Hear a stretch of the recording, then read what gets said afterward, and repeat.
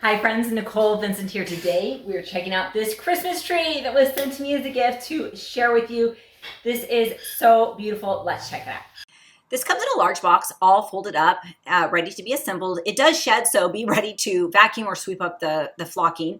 The stand is great, all metal, easy to put together, and then just assemble your tree in the right order and you're ready to go. So this tree was fairly easy to assemble. The trickiest part is just finding which one is the biggest one.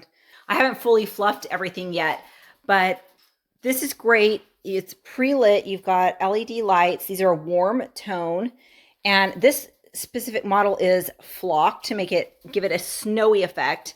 I'm going to be going through and fluffing all this up so it looks nice because it's all squished up to go in the box. And then again, when you're done with the holiday season, you can fold everything up again and squish it down.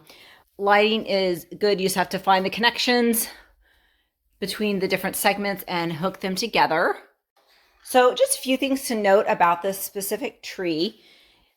This is your stand, which is nice and sturdy, but for covering purposes, just so you know what you're going to probably want to put a tree skirt around.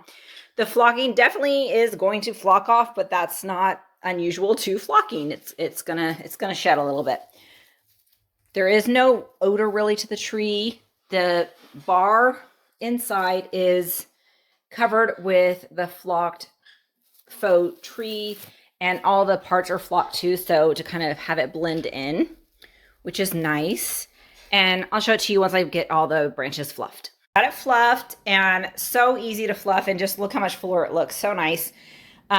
Looking at the branches, they go pretty far in here, and so you can really just, bend each little branch however you want to get the look and the fullness that you want. But looking so nice. Let's look at it from the side to show how wide it is. Okay, so this is coming out from the wall, probably about 3 to 4 feet. Definitely look at the measurements on the listing, but just a beautiful, beautiful tree.